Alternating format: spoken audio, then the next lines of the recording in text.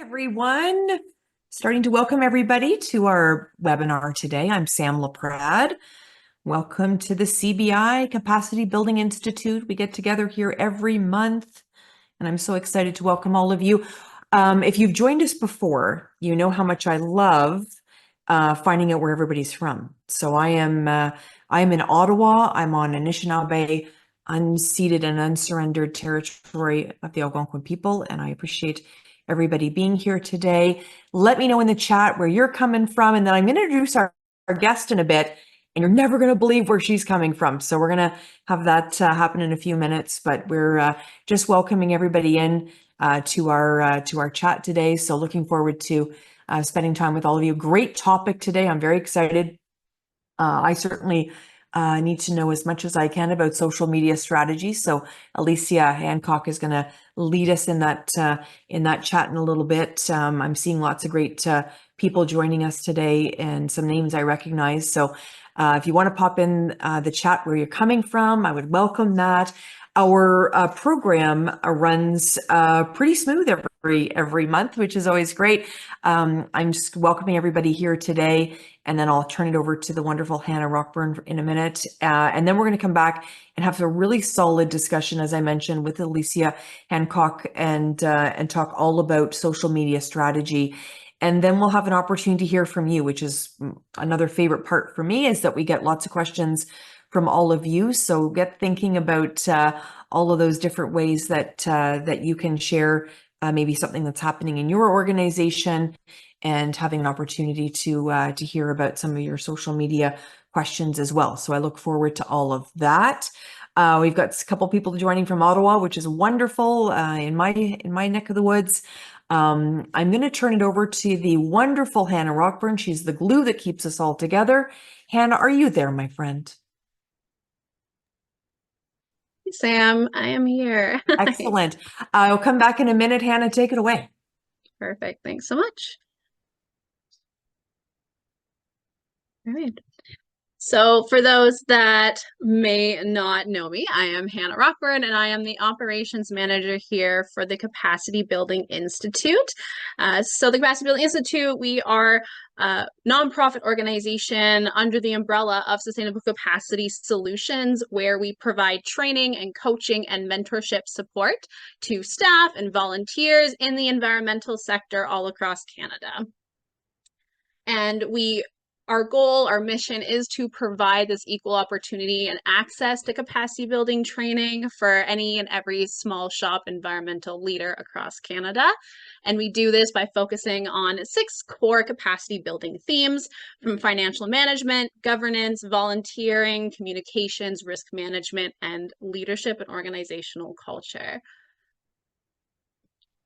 We do run a variety of training programs. So we do have our capacity building webinar series, which is where you are right now. It's a free monthly webinar that we host every month from usually 4 to 5 p.m. Eastern, where you get to hear from a variety of different speakers and professionals in the field on the variety of different topics. We also have the capacity building certificate program. So this is a kind of 6-month boot camp for executive directors and senior program leaders to learn more about the higher level of your organization and running your organization. And then we have sort of a light version of that. We have the youth skills development training program. And this is for youth between the ages of 18 and 30, where they're just looking to get into the nonprofit sector and kind of learning about it and getting those experiences. So we are running that program currently right now, and we have limited sponsored spots for up to 20 youth to take the training for free.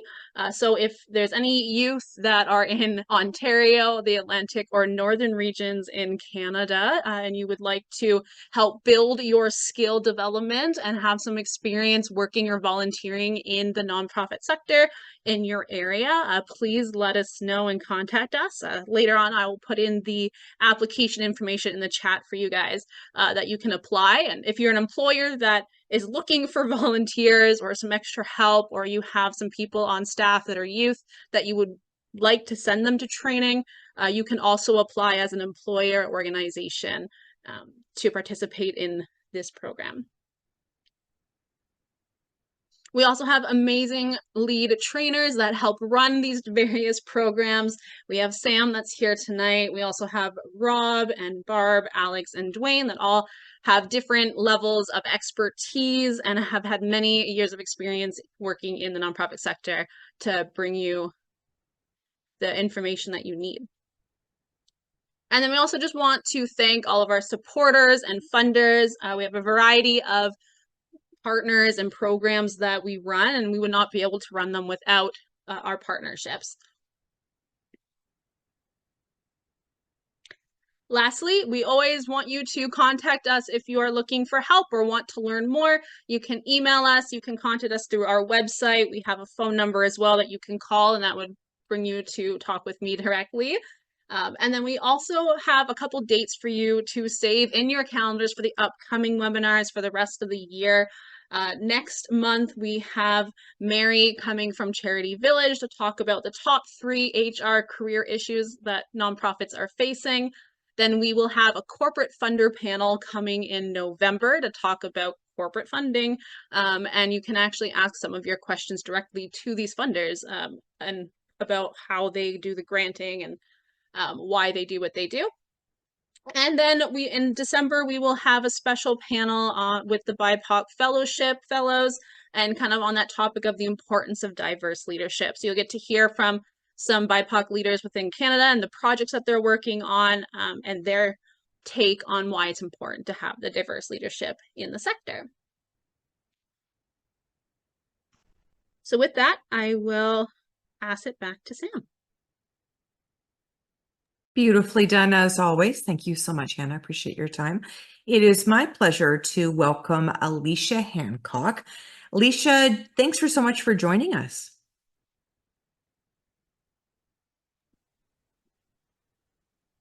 Thank you so much for having me. It's an absolute pleasure. It is wonderful to have you. Now, I've kind of teased everybody because I want everyone to know where you're coming from. You have gotten up very early in the morning. It is 6 o'clock your time. Where are you joining us from, Alicia? I am joining you from Perth, Western Australia. Western Australia, beautiful, beautiful. So glad you're here. We've got people joining us from all over Canada, including Alberta and BC, Ontario, and my good friend Alison Telford's joining as well. She's a wonderful advocate here in Ottawa. So it's wonderful to have so many people joining today. We're going to talk about social media strategy. And I think many of us in the nonprofit sector really kind of struggle with this, but I want to know a little bit. Tell me a little bit about what you do and how you came to be an expert. Yeah, I have to say I don't love the word expert because I think social media is so diverse and so big. It's impossible to be an expert in all of it. I guess what my expertise is social media strategy for nonprofits specifically. But was really sort of fell into this space as a lot of people did. I was a journalist and a magazine editor for a long time, so my background's telling powerful stories. And then I found myself when social media first started taking off for companies, I was just founding my company, and so many people kept coming to me going, what do I do with this Facebook thing? And how do I set up a page? So I was really on that early edge of social media development. And I've been able to build those skills right from those sort of early days. Started specializing in nonprofits about 10 years ago now and never looked back. I love the impacts that the nonprofit sector has, particularly on digital media. So I've been doing that for quite a long time now and worked with organizations all over the world. From teeny tiny nonprofits right through to really big international companies like Habitat for Humanity or World Vision and large organizations, the Red Cross. Wow. And it really is like, to your point about the comment about being an expert, things evolve all the time and it's hard to keep up, right? It's really true, especially for nonprofits. I think sometimes it is an impossible amount of pressure because as a comms person, you're often, social media is just one part of your responsibilities. And then you're trying to keep up with multiple platforms and new trends. So I sort of see my job as being the person who gets to nerd out on all things storytelling, social media and digital marketing, and then just pick out the parts that are relevant to nonprofits and share that with the community, which is what I love to do. For sure. When we think about a strategy, and whether it's communication strategy, a fundraising strategy, social media strategy, we sort of want to kind of parcel it out and make sure we have all of the elements covered. Sort of what are the main headings, if you will, for social media strategy? Yeah, that's a really good question. I mean, there's quite a lot of different things you need to think about, but I'm a big fan of making it simple. But I always go back to the beginning. I think there's too many nonprofits that are using social media, just because it's a box you've got to tick. I've got to post to this channel and this channel, and we're not thinking strategically enough. Therefore, we're throwing spaghetti at the wall and hoping something sticks.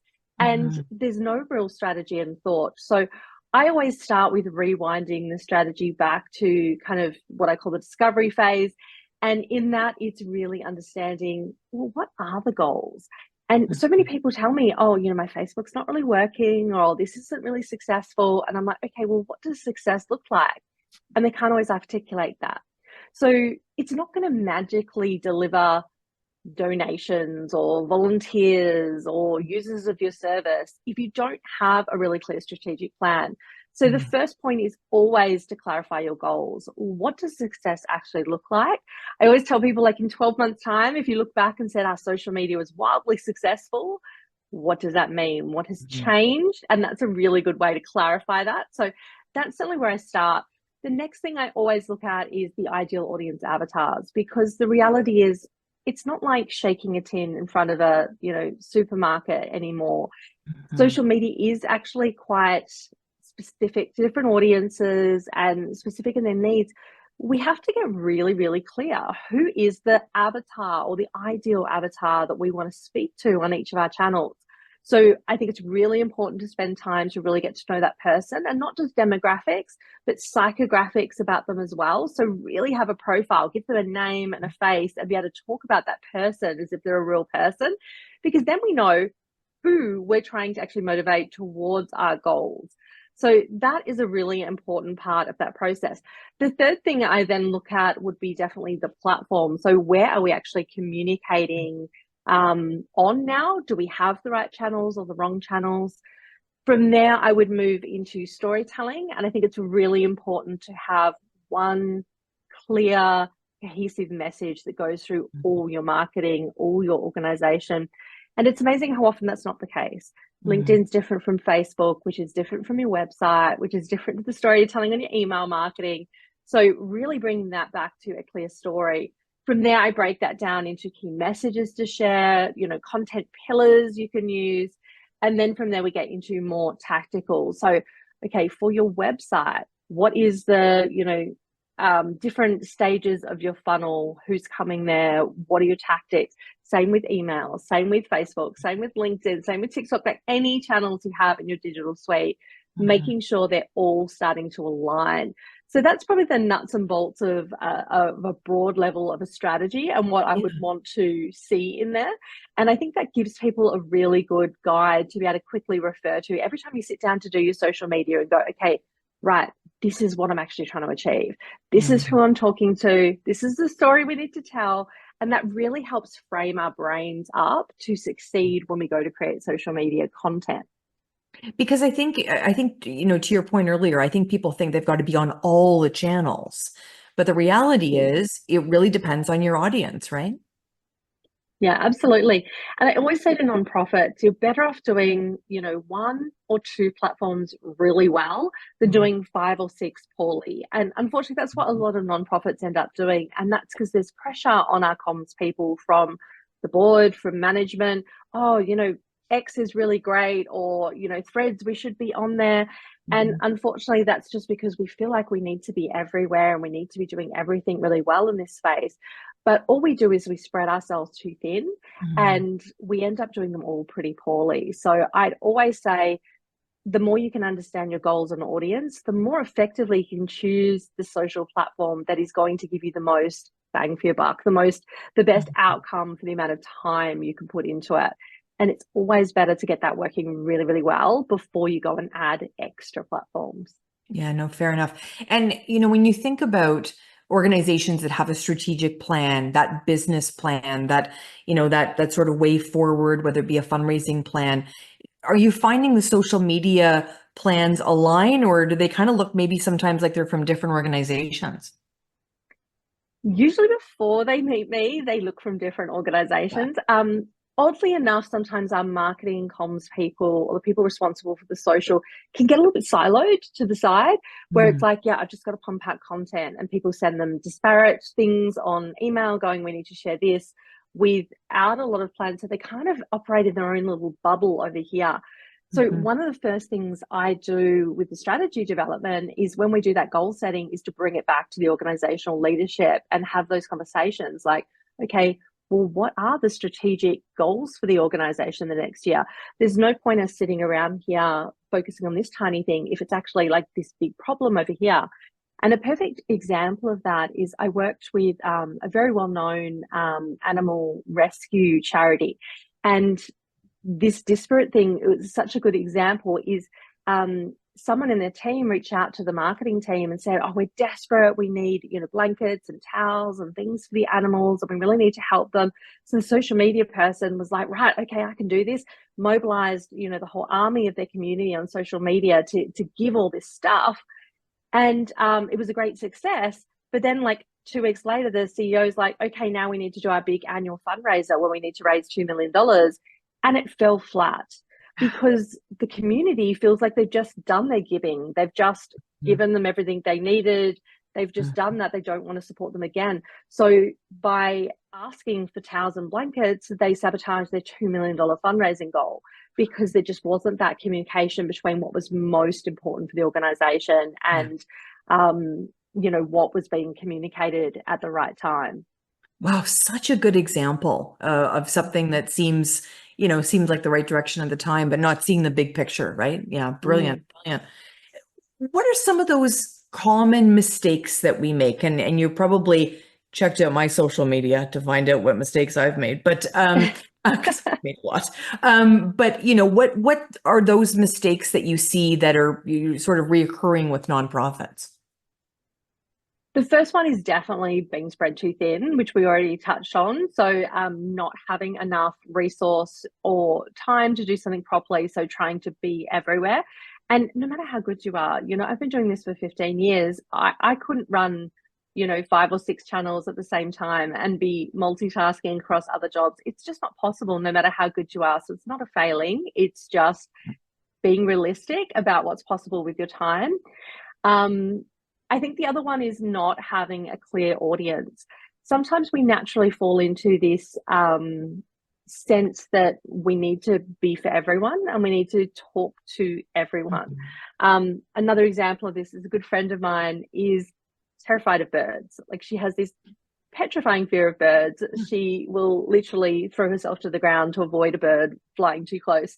It's something the rest of us aren't super aware of, but I always use it as an example, because I think, if someone knocked on her door tomorrow and asked for a donation to save the rare, red-crested cockatoos, she's going to say no, because she has no affiliation or connection to that. So if you're wasting time trying to market to someone like Jessie with your fundraising campaign or your message, you're literally like banging someone over the head who you're never going to be able to convert. There's just no way. So I think that's really important part of our audience targeting, is going, who is our ideal person we want to attract? Because the reality is, we don't really want everyone. Even if we think about volunteering, I'm sure all of you that have volunteers could imagine 1 or 2 people in your organization that you thought, if I could clone that person 100 times, wow, just imagine what we'd be capable of. Whereas on the other side, there might be other volunteers that go, if we had 100 of them, you might roll your eyes and go, oh, that would be just so much work, because they're just harder and they need a lot more management. So we always do have these ideal avatars versus the people we're attracting. So what we want to really hone in is, who is the perfect person to volunteer? Who is our perfect donor that's going to give regularly and bigger amounts and for longer times, or whatever it might be?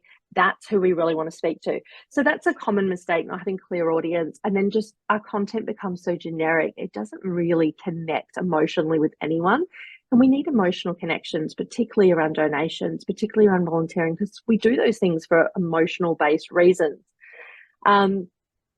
We also find that a lot of channels don't give people enough value. We focus too much on what do we need to achieve. We need X donations. We need this many people using our service, whatever it might be, or adopting this many dogs. That sometimes we forget that it's social media. Like, people are following you for a reason. They want to be part of a community. They want to get value from following you. So sometimes we forget that our content needs to be really balanced. It has to have that strong ask and call to action, but also has to have value and fun and community for our audience. And we also need to have posts that are just about driving engagement and conversation, because that's what the platform algorithm loves. So if we're too one way or another, that's when we find we don't get engagement, we're not reaching people, and we probably just feel like we're shouting into the void a little bit. And let me ask you, are you finding that nonprofits are raising money through social media, or is it to support the other asks, or is it a combination of both? Because I've sort of heard from different people, they're like, we can put out all the asks we want, we don't get very many donations, but yet they have a big following and they do well on their appeals when they go out through email or through direct mail. Such a great comment. So what I would say with that is, the problem is not the social media. The problem is their strategy. They probably don't have one. It's probably not clear. So here's an example of that. So I worked with an organization called Pet Rescue. They had, what would it be now? It was a huge number of followers. So say like 130,000 followers on their Facebook page.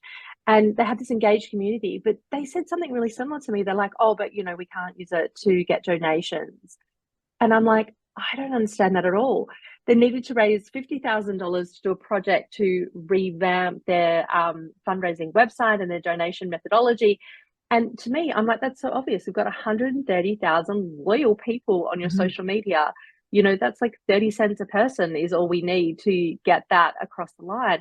And they're like, oh, we just don't do that with our audience. So all we had to do is put that strategy in place and actually go out there and actively start converting that story to suit that donation audience, explain to them what we needed, nurture them over a little bit of time. And they actually raised $45,000 in about 2.5 weeks from that audience. So it wasn't that they couldn't raise money from the platform. They just didn't have the strategic planning in place to do it effectively. And particularly while we're talking about Facebook, Facebook has embedded donation tools. So you're very lucky in Canada that you have access to those. People in New Zealand don't, people in Australia do. But they're actually, you have the ability to run embedded posts with calls to action to donate. You can run live videos with scrolling donation buttons where people can be donating live while you're speaking. You can embed a donation sticker in your stories. There are so many opportunities to raise money.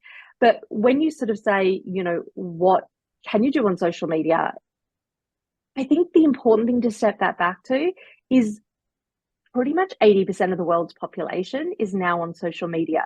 So anything you can do with direct mail, anything you can do on the phone call, anything you can do by, walking up to people on the street, you can do on social media. It's just about finding where the people are who are going to use your service, who are going to buy your product, who are going to donate, volunteer, whatever the goal is. You just need to be really clear on what it is. You need to put that strategy and plan in place to tell that story in the right way to your audience, go where they are and connect with them. It doesn't matter, they're still people, and it's just another place that they're spending their time. And the reality is, it's where we're spending a lot of time now. I mean, the average person spends, it's reaching over 20 hours now per month on Facebook, and it's 45 hours on something like TikTok. It's really huge how much time we spend on these platforms. And the reality is, a nonprofit, there's not anywhere else we can, for free, access that size audience on a regular basis. Yeah. And that's the power. And let me ask you, like, when I think about Facebook, I'm on Facebook, but my daughter, who's 16, is not on Facebook. She's on, TikTok and Instagram and things like that.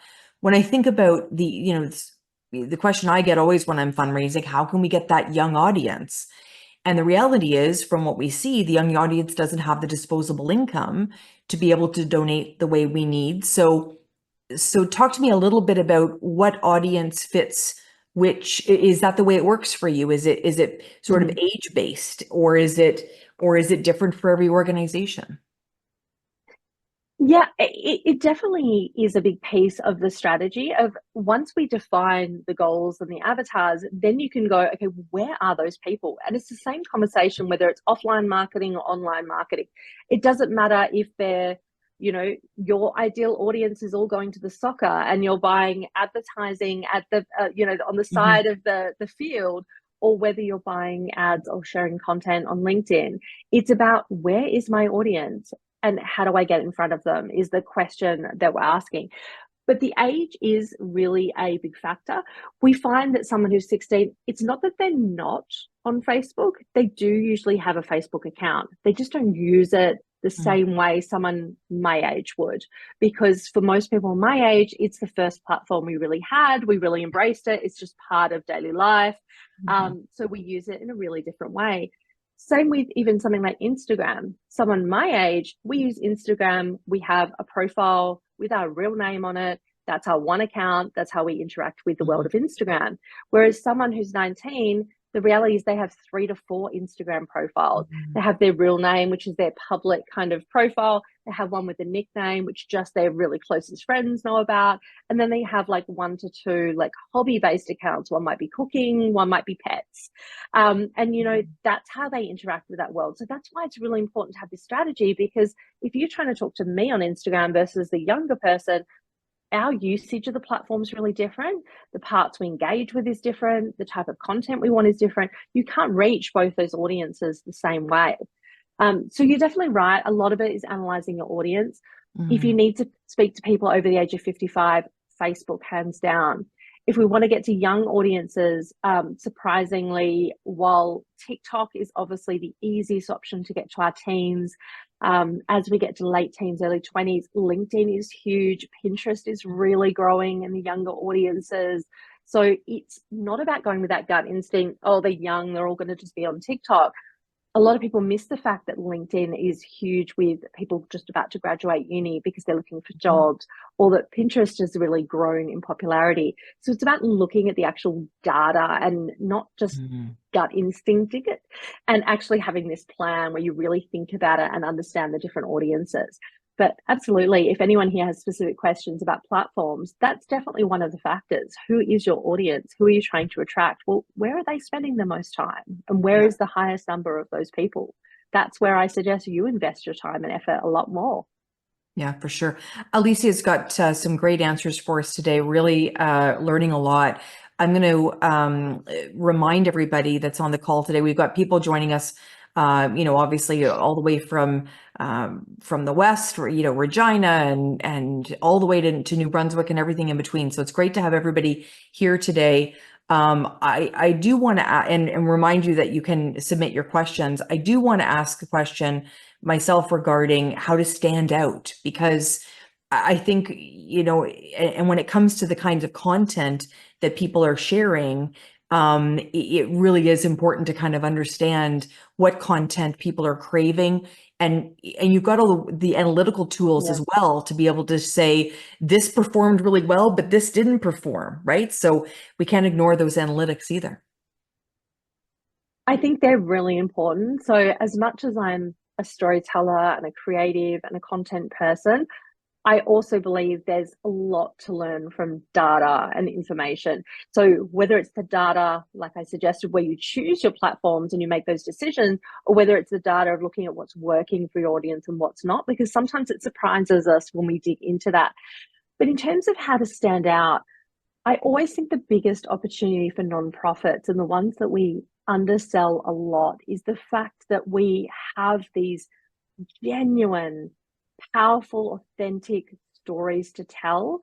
And we often make this mistake of trying to be really professional on social media. We put out this perfect polished image where we show all our best things, and we get corporate and we get professional, and we're like, yeah, that's our job on social media, to make our organization look amazing. I just like to challenge that thinking a little bit, because who is somebody going to support in the nonprofit space?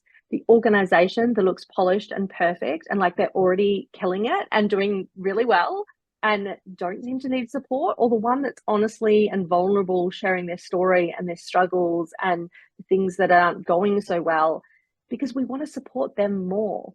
So we need to remember to tell that really authentic, transparent, and vulnerable story, to be a lot more human with people. If you're bored, if your executive are telling you be corporate, be professional, I'm sorry, it's 2024, that just does not work anymore, particularly post-pandemic. People want transparency and honesty and vulnerability. And the beautiful thing is, as nonprofits, we have that in spades. Just look at other brands like McDonald's. They manufacture these kind of stories artificially to create this emotional connection. So I'm assuming in Canada you have the Happy Meal. Oh, yes.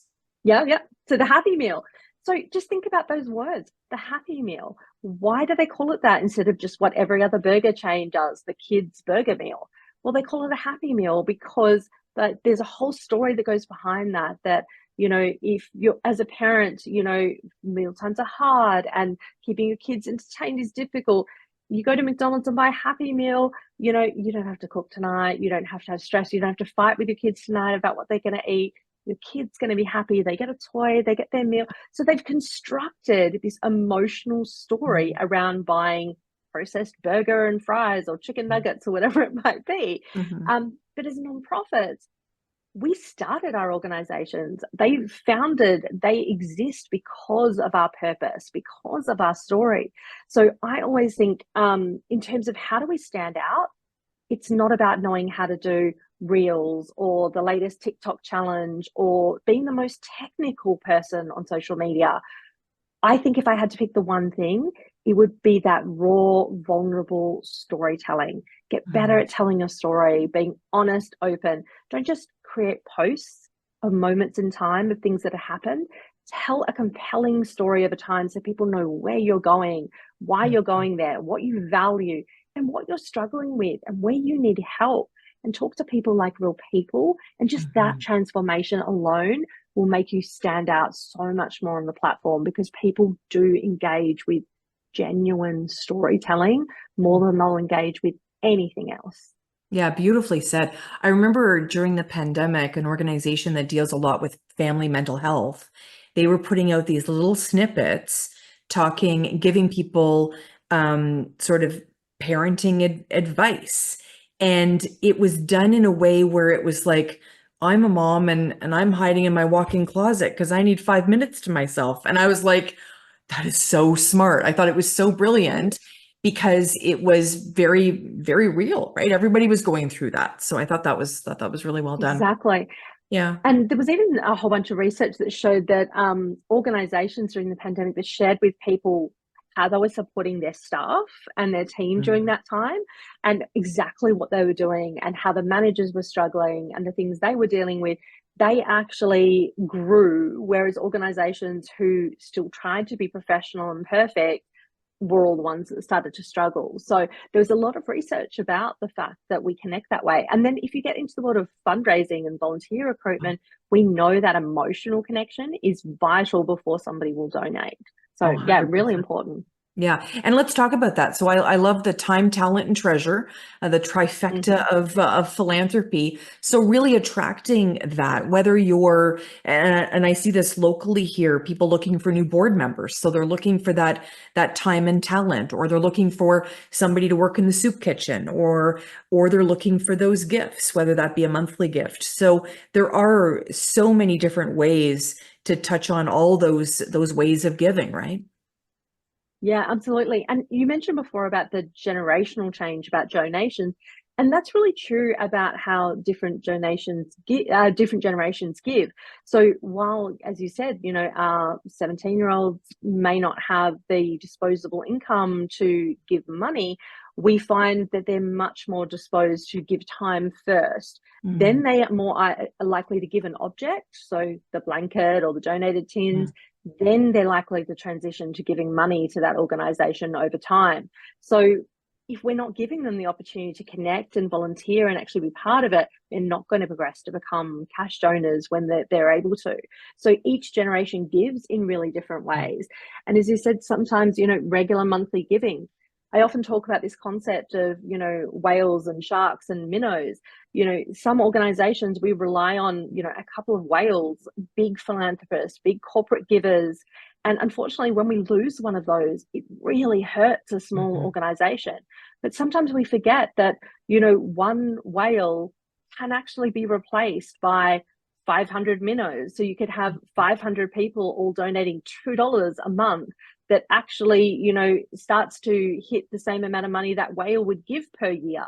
So it's doing that kind of thinking as well, of going, well, it's not that we need, $200,000 from a donor. We need $200,000 from that category. We can do that from a lot of small givers as well. As long as they're regular and they're emotional and they're connected, they'll keep supporting it. So if anything, that has less risk, because we can afford to lose 10% of them without hurting us. We can't afford to lose 10% of our big givers. I run up until a couple of months ago, I worked for 5 years for an organization that helped veterans. And we had a campaign every year. And we would go on social media and, for the remembrance period, which is the last Friday of October to November 11th, very important campaign for us.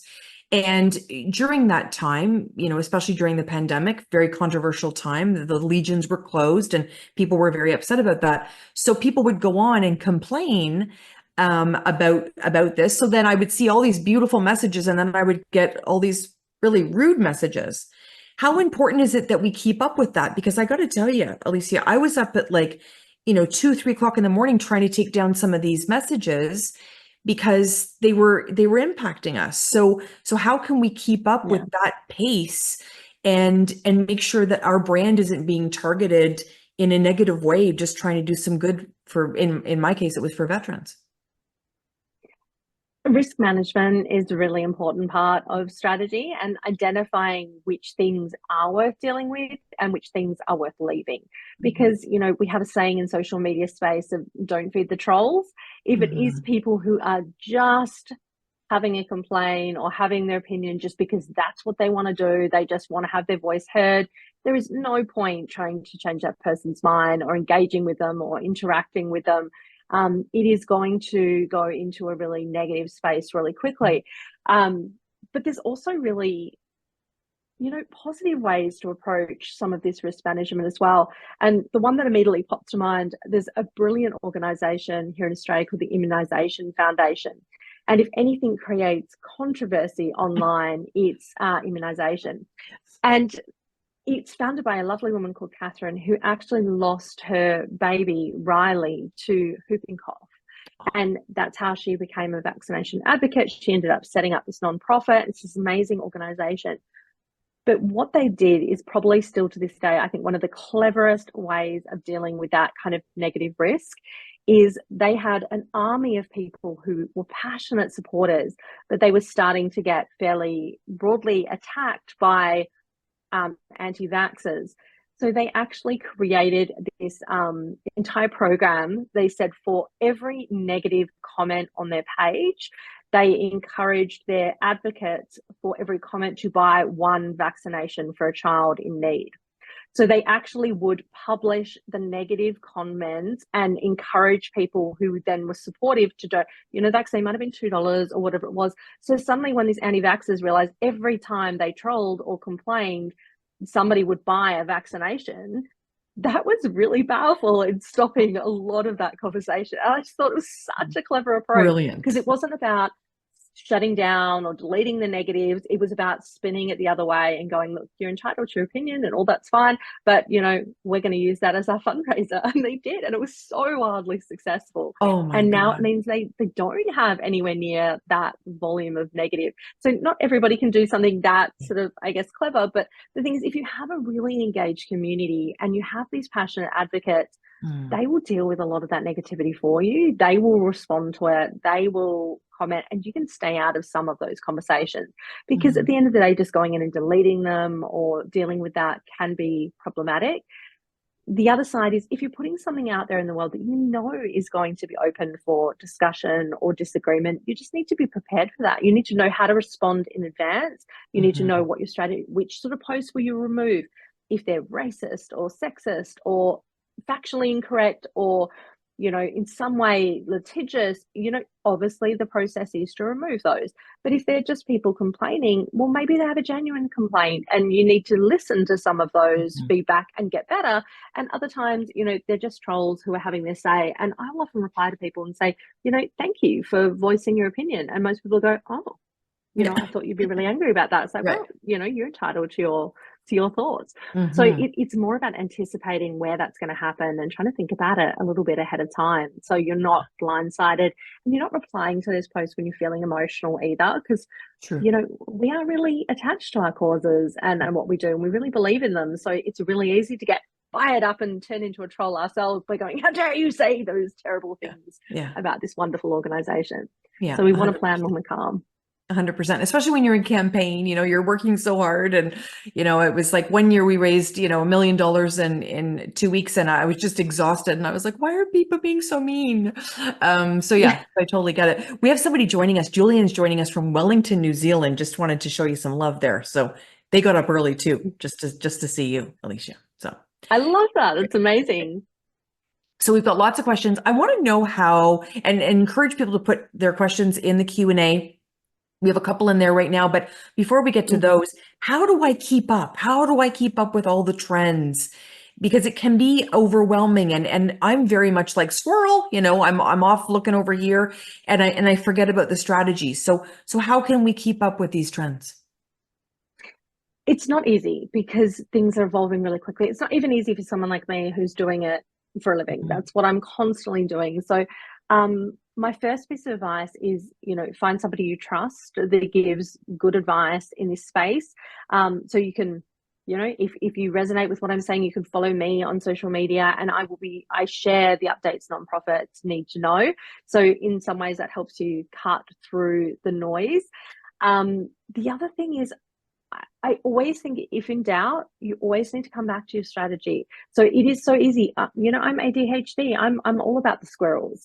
I love getting excited by the new shiny thing. Yeah. But that's why I have my strategy document. I literally have my file sitting right here, and I have a physical copy. And if I go through this, the first pages are, these are your goals.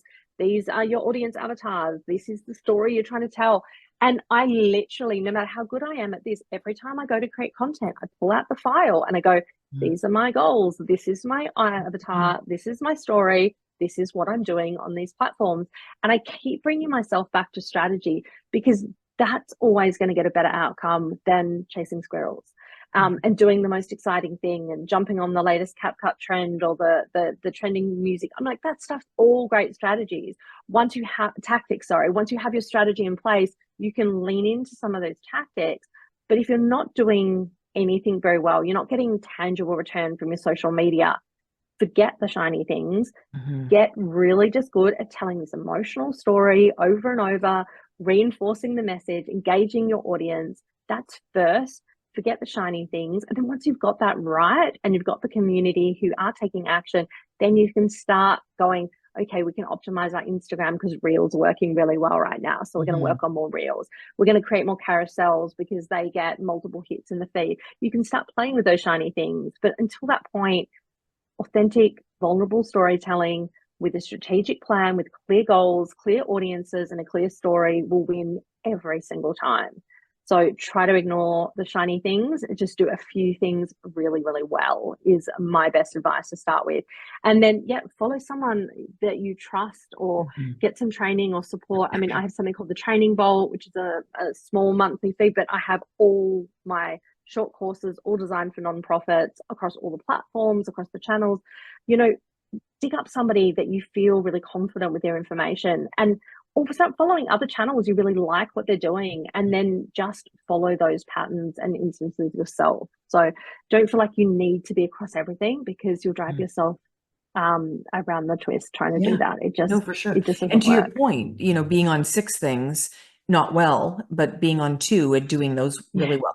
I love LinkedIn. Yeah. Like, I think LinkedIn, I just feel like it's got some decorum still. Like, there's some pleasantries. Like, people are not, so rude on LinkedIn, I find, because I think it's all business connections. So I really love, leaning into LinkedIn myself. But So Yeah, we LinkedIn is personally my love language, I have to say, in this love space. language. I like that. I'm definitely got my biggest space is LinkedIn for sure. Okay, well, I'm going to show you some love later and I'll join you on LinkedIn. Yeah, I'd love that. So we've got a question. I want to make sure I'm saying your name right. I think it's a DD2. So is more better? The question is more better with social media? How often should you be posting to maximize engagement? This is the question we all need today. It's a great question. Yes, great question, Aditi. It's not. More is not better anymore. If you'd asked me this question 5 years ago, I would have said Facebook recommends the optimal number of posts is 7 posts a day. That's what they were saying, 7 posts a day. It was a volume game. It was an attention game. It is not now because these platforms are crowded. There is so much noise. So you are better off posting less often on less platforms, but being very strategic with what you're creating. You'll get far better outcomes. So, most of my clients that are getting donations, selling products, attracting volunteers, getting really tangible results from their socials are posting 2 to 3 times a week on their platforms. So that's on their main kind of feed. They might be doing some stories and behind the scenes stuff in between, but I would much rather you post quality over quantity now. The other key word is consistency. So it's not about the volume, it's about being consistent. So don't go, I'm going to post 7 times this week and then ghost for 2 weeks and not post anything and then go 7 times, because we can do that in this space because we have ebbs and flows. Instead, plan in advance, use the scheduling tools, spread your content out. But yeah, 2 or 3 really high quality posts that take people on a journey, that has a balance of your story, that tells your story effectively over time and really is for that ideal audience. And against that goal, that's the sweet spot. That is where you're going to get much better outcomes. So yeah, quality over quantity. I love it. Great question. Ken Hopkins is asking great questions as well. He's coming in from beautiful New Brunswick. I just visited there recently.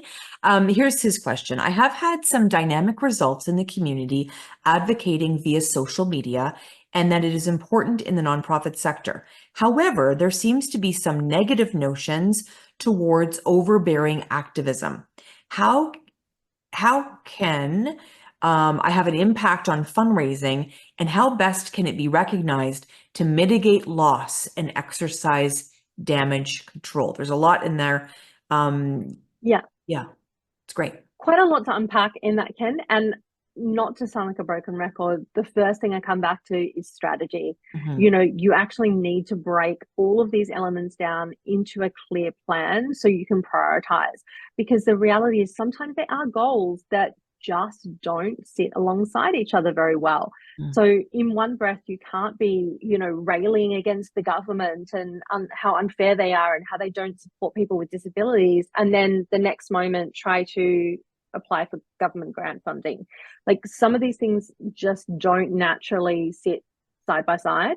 I'd say with advocacy is it really comes down to who's your audience. And there are times where the people who, like I have a rare autoimmune disease myself. So, if somebody had a channel where they were talking about the struggles and the challenges with that and how little research there is and that was advocating for me, like I would be all there for that. But that doesn't necessarily mean that platform and that conversation is the right place then to turn around and ask for donations. That might happen on a different channel or in a slightly different space. So sometimes that is the way we get around those multiple different needs is we might go, okay, X is our platform or Threads is our platform where we're advocating and we're reaching media and government, but Facebook is where we're nurturing our community and supporting people and when we ask for financial support.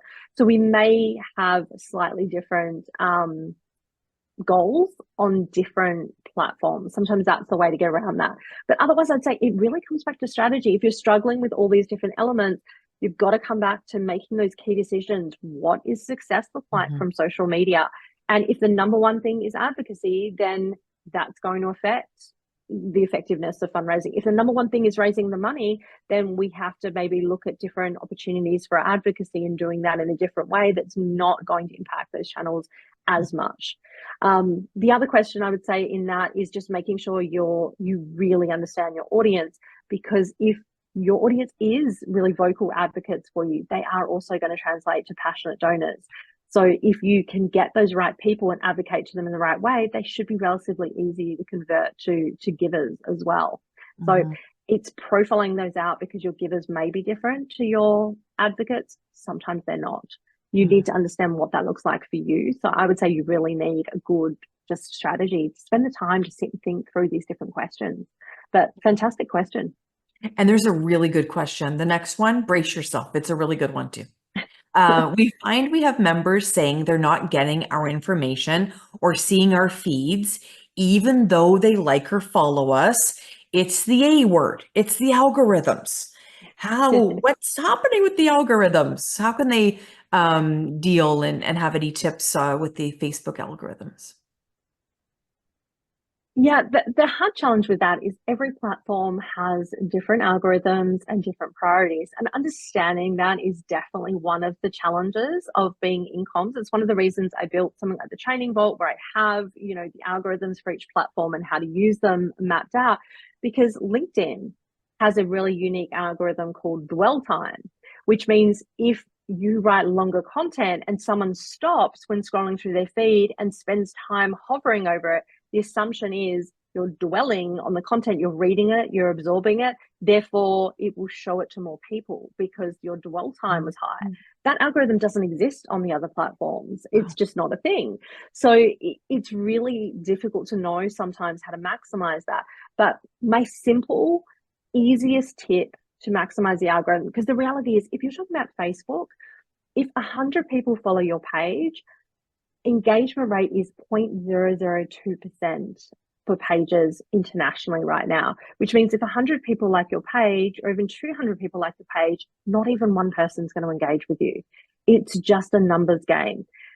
The reality is, a lot of nonprofits I work with are getting 15, 20% engagement rates, which are amazing.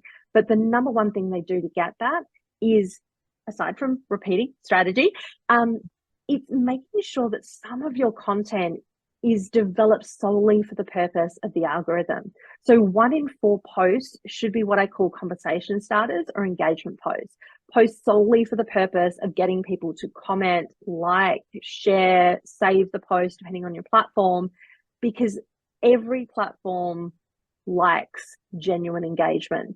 So if you can get a lot of people having a conversation about something on your post, or reacting to your post, or feeling strongly about it in some way, that is always going to increase what we call your content quality score. That's where the algorithm goes, well, Julian's post is a 50 and Ken's post is a 10. Ken's post is going to be seen by 20% of the people that Julian's is, because his content quality score is lower. The best way you can improve that, understand your audience and talk about the things they care about, they're passionate about, and they want to talk about. They'll talk back to you, and that will improve your score. So your next post, where you're promoting a product or asking for donations, will then be seen by more people. That's how you improve your algorithm. Brilliant. And is this asking questions? Like I follow somebody and they're like, oh, it's all about music. And so they're asking, like, is what song did you play? Do you remember dancing to when you were, in a teenager? And it's constantly seems to be asking questions. That's one of the strategies. I often find, though, in the nonprofit space, if people think that's what it is, we start asking questions and then we get really discouraged because it's crickets. We post a question and nobody answers, or one person answers. So we get really despondent quite quickly. And that's because we are in this black hole of algorithm where we're only reaching a small number of people. People aren't seeing our posts because they're not engaging with them. So we disappear from their feed. That's just how it works. The platform's all about showing you what you want to see. So if your content's not high quality, it's not engaging, people will stop seeing it. And that's just the blunt reality of most of these platforms. So instead, like, a really good strategy, rather than asking a question, is posting something controversial. I worked with an organization that was about carbon neutral, and one of the posts that stand out for me is there was a piece of research out of, I think, Sweden that said the number one thing you can do to reduce your carbon footprint is to have one less child. And what do you think? And like, people posted, and there was people going, yeah, cool, I'm all for that. Like, I've got 3, can I drop one over to you? Like, people had a bit of fun with it. Other people were like, how dare you tell me, infringe my reproductive rights and tell me what I should and shouldn't do. And it started conversation. So controversial is always the easiest. I mean, the age-old social media post is coriander, yes or no. I don't know if you call it coriander there, but yeah, it's so polarizing. Either people love it or hate it. Anything like that is your number one type of engagement post. But even just something as simple as like, hey, we're painting our office. Should we go blue or green? Or should we be doing this? Or what do you think of this thing we're doing? Or like, just getting people involved in your day-to-day is the best, most valuable. It reminds me of that picture of the shoe, and it was like, was it pink and gray, or was it blue and gray, or whatever? Remember that darn shoe that everybody was all arms about? There's a whole bunch of those. There was a dress that was metallic as well that went round, and people love that kind of stuff, and they will have their opinion and argue their point all day long. And I'm not saying you need to post the shoe or the dress or things like that unless you can find a way to make it relevant to your brand. But what is the number one thing that your audience loves to talk about? They love to talk about themselves, or do they get really fired up about this? If you can tap into that one thing they want to talk about, that's how you're going to get engagement and conversation. So whether it's being controversial or opinionated or whatever it might be, that's how you get people talking. And if people are talking to you, they feel you're real, they engage with you more. At the end of the day, the key to social media, if they know what you're trying to achieve as an organization and what you value, they create emotional connection. If you give them value, so you give the community lots of value, then they have a direct benefit for following you. They're going to be engaged. If you then start conversations and talk to them, they realize you are real human beings they can talk to, and they have a conversation, they create a bond. Then when you share your product or brand post where you ask for things or sell things or promote things, they are far more likely now to take action because of all those things that came before it. Brilliant. We only have 4 minutes. I can't believe it. I mean, you can have your breakfast now. But I do want to ask you before, because a lot of people right now are thinking about Giving Tuesday. And there's really, talk about controversial. There's really 2 schools of thought in terms of Giving Tuesday. Some people say it's just too busy, we're not going to get any attention. And some people are saying, no, I'm going to get a matching gift, and, I'm going to put it out there on social media, and we're going to raise $20,000 in one day. How does Alicia Hancock feel about Giving Tuesday? You're right. It comes down to what's right for your organization and who your audience is as well. So, some audiences, as you say, are quite cynical about it and don't engage with it, whereas a slightly older audience tends to see it as a really good opportunity to engage. I work with teeny tiny non-for-profits like Margot from Humans Helping Dogs, tiny not-for-profit started by one person, no background in not-for-profits. She did a Giving Tuesday campaign that raised nearly $15,000. And, that was a huge amount of money for such a small, tiny volunteer-based nonprofit. So it can be really, really effective. But I would always ask the questions against my strategic plan. For my audience, is Giving Tuesday something they're actively involved with or not? Is donations really, really important part of our goals and our priorities? If so, I would suggest it's something you try. And even if you really vulnerably and honestly share that story and go, hey, I know not everybody loves Giving Tuesday, but, we actually really have this compelling need for donations right now to meet this need. So we thought we'd put it out there, like, would you like to support us this way? And give it a try and do a Giving Tuesday campaign once. But be honest and go, we know some people don't like this, but we think this, pressing need or problem is so important that we need to do it, and have that conversation. And it's either going to have some success or it's not. If it doesn't, then you go, well, maybe it's not right for our audience. If it does even have some success, then it's like, okay, if we do it a bit better next year, it could become quite a big staple for us. Yeah, wonderful. Hannah, the wonderful Hannah, has put Alicia Hancock's resources and courses. The website there is free, so you want to grab that. This has been honestly an honor to spend time with you. I learned so much, and really, I know our guests as well, and all the people participating today would have had an opportunity to up their game in terms of social media. So thank you so much for getting up at the crack of dawn with those birds and spending time with us from beautiful Australia today.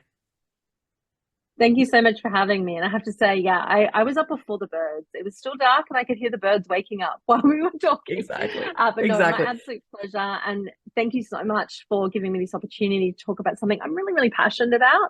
And as I said, on that website, if you go to the free stuff section, there is heaps of free resources in there. So I'm passionate about helping nonprofits. I have a nonprofit social media handbook you can download. There's heaps of stuff in there you can check out.